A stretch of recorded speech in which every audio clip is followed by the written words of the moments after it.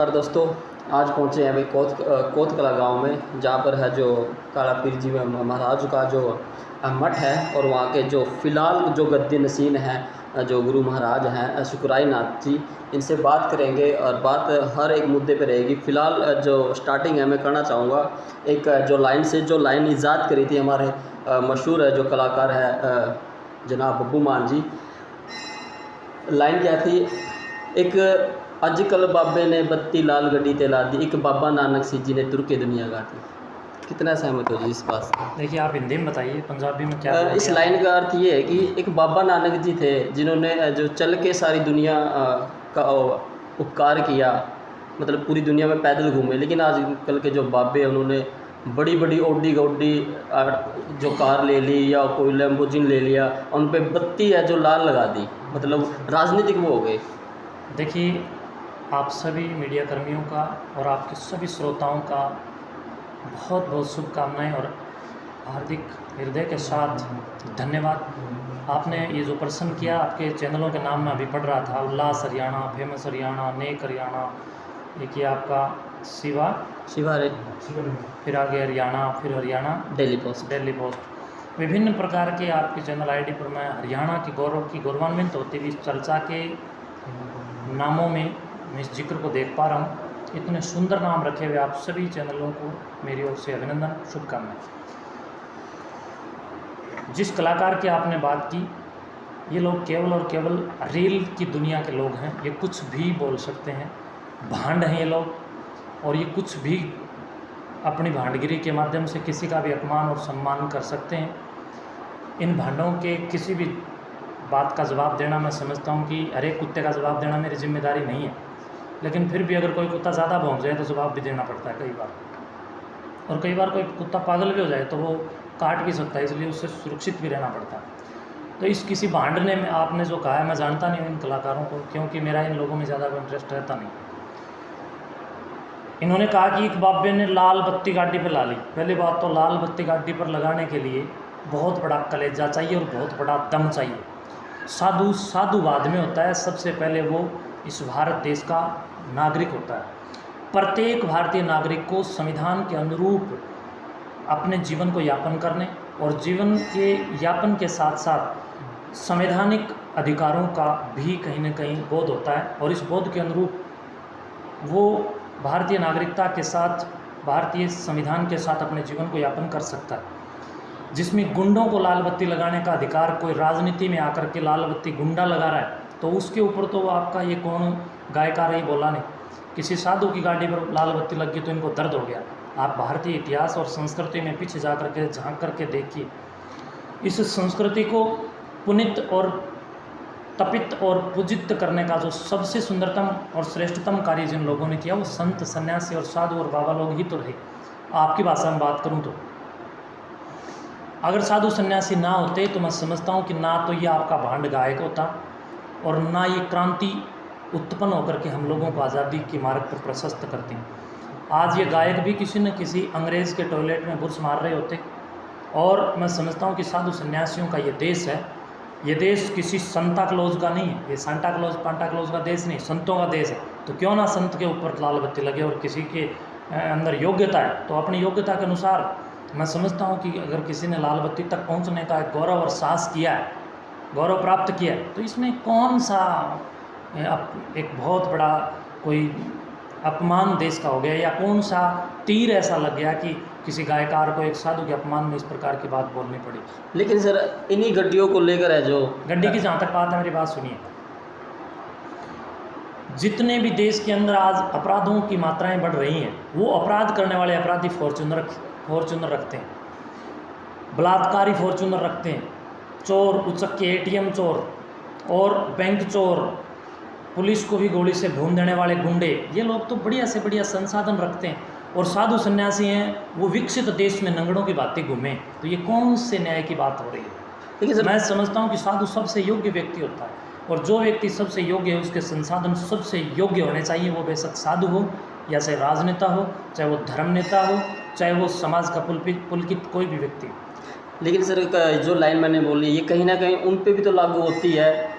जैसे गुरमीत राम रहीम थे, आशा राम थे, इनकी गाड़ियों पे लाल बत्ती थी, लेकिन आज ये रेप के केस में जेल में है। तो लाइन तो कहीं ना कहीं मैं सही इतना नहीं है। बोल रहा हूँ, मेरी वीडियो को आप लोग पूरा हौसले के साथ कहीं एडिट मत करना।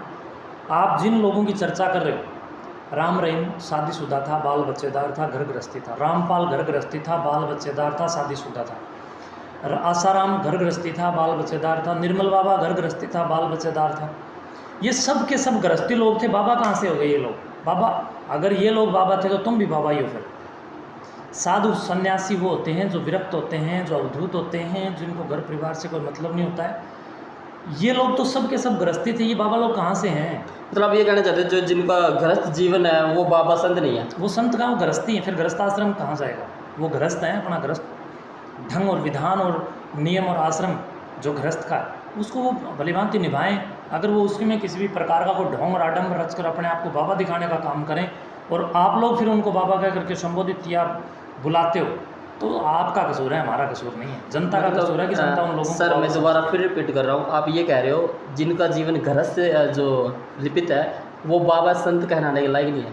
ऐसा नहीं होता है। मैं ये कह रहा हूँ, हमारे यहाँ सनातन संस्कृति के अंदर 4 आश्रम: ब्रह्मचर्य आश्रम, गृहस्थ आश्रम, वानप्रस्थ आश्रम और संन्यास आश्रम। सन्यासी वो होता है जो विरक्त होता है, और जो विरक्त नहीं होता वो गृहस्थ होता है। तो इसलिए गृहस्थियों को बाबा होने का ढोंग नहीं करना चाहिए। जो ये जितने तांत्रिक हैं, ये अपने आप को बाबा सलीम खान, बाबा बंगाली, बाबा साईं, पता नहीं क्या क्या, ये सब के सब घर गृहस्थी लोग हैं। इसी तरह ये पुच्छा वाले, ये तांत्रिक, ये छाणे सेवड़े, ये जितने भी ये धीरेन्द्र कृष्ण शास्त्री जैसे गुंडे, ये इस समाज उनका बहुत बोलबाला है इस टाइम सर, जिनकी आप बात करें धीरेन्द्र शास्त्री जी। देखिए, बोलबाला बहुत बड़े सत्य का कथावाचक है। एक रावण का भी बहुत बड़ा बोलबाला था, तो क्या राम चुप हो गया था? योगेश्वर श्री कृष्ण के सामने लड़ने वाले सभी धूर्त लोगों का बोलबाला बहुत जबरदस्त विराट था। तो क्या परिविराट विराट के विरुद्ध नहीं बोलेगा? एक परिविराट होता है सन्यासी, और वो विराट विरोधियों के विरुद्ध बोलने का साहस रखता है। और मैं सत्यनिष्ठ योगी होने के नाते इस बात को बड़े शुद्ध मन के साथ कह सकता हूँ कि सामने वाला पापी कितना भी बड़ा सुसज्जित और शस्त्रों के साथ या अपनी गुंडई के साथ मशहूर क्यों ना हो, सत्यवादियों को हमेशा उस गुंडे के विरुद्ध अपनी आवाज़ को बुलंद करना चाहिए। सर आपने धीरेन्द्र शास्त्री जी की जो बात करी, वो तो हिंदुत्व का ये बहुत सब बड़ा प्रचार कर रहे हैं। लोग हैं, ये कोई हिंदुत्व के प्रचारी नहीं है। और इन लोगों के द्वारा जिस हिंदुत्व का प्रचार किया जाता है वो लोगों को मूर्ख बनाने का काम किया जा रहा है। ये कथावाचक हैं, कुछ कथावाचक जो कि इस जनता को बरगलाने के सिवाय और कुछ नहीं कर रहे हैं। ये हिंदुता नहीं है। अगर आप हिंदुता और सनातनता देखना जानना चाहते हैं तो वेद पढ़िए, अपने बच्चों को गुरुकुल में पढ़ाइए, अपने बच्चों को सनातन संस्कृति के मोक्ष ग्रंथों का अध्ययन करवाइए, व्याकरण पढ़ाइए, भाष्य महाभाष्यों का जिक्र आप अपने बच्चों के मन मस्तिष्क बुद्धि और जीवन चक्र में कहीं न कहीं आच्छादित कीजिए। इन लोगों के नज़दीक नहीं है ये चीज़ें। एक भागवत जो कि इन लोगों ने कुछ अपने मनमुखी एक कथा के रूप में उसके अंदर बहुत कुछ ऐसे गपौड़ डाल करके तैयार कर दिए, और उसके ये आचार्य हैं बने बैठे हैं। कुछ गपौड़ियों ने इन कथाओं के माध्यम से समाज को बरगला दिया है, और ये समाज बरगला बैठा है। ये जनता बहुत बोली डाली जनता है, क्योंकि ये वही जनता है जो आज धीरेन्द्र कृष्ण शास्त्री के पास जो बैठी है, जो जनता थोड़े दिन पहले गोलगप्पे और हरी चटनी में कृपा ढूंढती थी। निर्मल बाबा गुंडे को इन लोगों ने इसी तरह मशहूर करने का काम किया था। थोड़े दिन पहले यही जनता आसाराम के यहाँ पर जूत खा रही थी।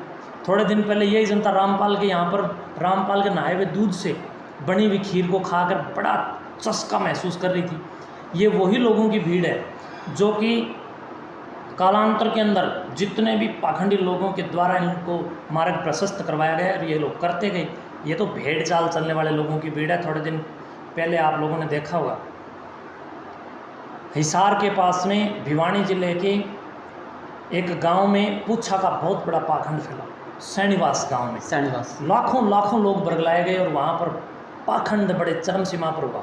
थोड़े दिन पहले आपने देखा होगा मोखरा गांव के अंदर एक पाखंडन ढोंगण महिला के द्वारा, तांत्रिक महिला के द्वारा, शराबी महिला के द्वारा, हुक्का पाड़ महिला के द्वारा, तमाकू पाड़ महिला के द्वारा, बीड़ी खोर महिला के द्वारा, शेवड़ी महिला के द्वारा लाखों की संख्या में जनता को बरगला दिया गया और पढ़े लिखे लोग वहाँ पर जा कर के मूर्ख बन गए। क्या उस भीड़ को देखकर मैं प्रभावित हो जाऊँ? और अगर आप लोग उस भीड़ को देखकर प्रभावित होते हो तो भाव में, अभाव में, प्रभाव में, स्वभाव में जब भी आप आएंगे तो आप मार खाएंगे। सुकराई नाथ ने हरियाणा प्रदेश के अंदर 2 बड़े उदाहरण प्रस्तुत करने का काम किया है। जिसमें सैनिवास का और मोखरा का, इन दोनों पाखंडों को हमने जड़ से उखाड़ कर फेंकने का काम किया। इसी प्रकार अब वहाँ जाना आना बहुत दूर का काम होता है, मेरे ऊपर बहुत बड़ी जिम्मेदारी है, मठ की भी समाज की भी। अगर मैं वहाँ पर 2-4 राउंड लगा दूँ तो धीरेन्द्र कृष्ण शास्त्री का भी हम लोग जड़ से उखाड़ कर फेंक सकते हैं। मैं आपको ये बता दूं कि अकेली मेरी थोड़ी ना ठेकेदारी है, देश के अंदर और भी साधु सन्यासी हैं और भी विद्वान लोग बैठे हैं, उन लोगों को भी इन पाखंडों के खिलाफ आवाज़ बुलंद करनी चाहिए।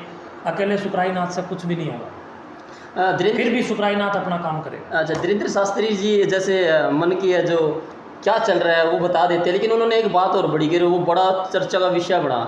भाई कोई महिला है या कोई लड़की है, उसने मंगलसूत्र डाल रखा है तो समझ लो कि उसकी रजिस्ट्री हो रही है प्लाट की, अगर उसने नहीं डाल रखा तो प्लाट खाली। क्या बाबाओं का ऐसा कहना सही है? अधकत गगरी छलकत जाए, अधूरा ज्ञान जो होता है ना वो इसी तरह के बिलबिलाने वाले लोग होते हैं। क्या हमारी महिलाएं प्लाट के लिए आपने कहा धीरेन्द्र शास्त्री को बाबा, आप लोग मीडिया वाले बाबा कह रहे हैं।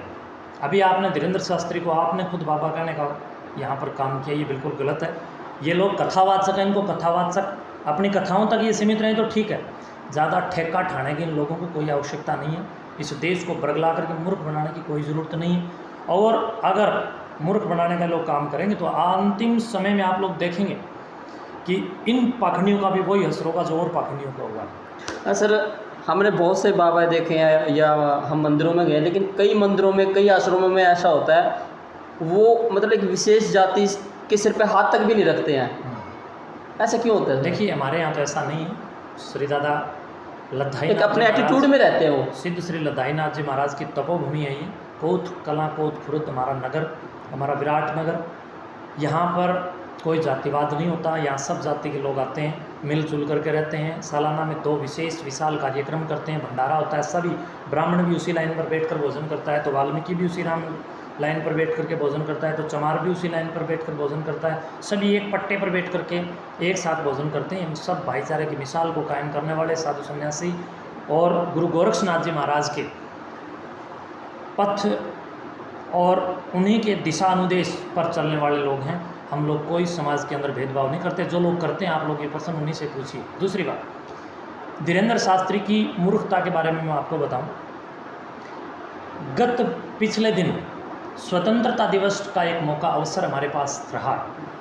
धीरेन्द्र शास्त्री अपने आप को कहता है कि डायरेक्ट हनुमान जी की महाराज की वाईफाई से वो जुड़ा हुआ। कल जब उसने मीडिया के सामने आकर के स्वतंत्रता दिवस की शुभकामनाओं के लिए जब मीडिया वालों ने उनसे पूछा तो उसने कहा गणतंत्रता दिवस की हार्दिक शुभकामनाएं। उस मूर्ख व्यक्ति को ये नहीं पता कि गणतंत्र दिवस और स्वतंत्र दिवस में फ़र्क क्या है।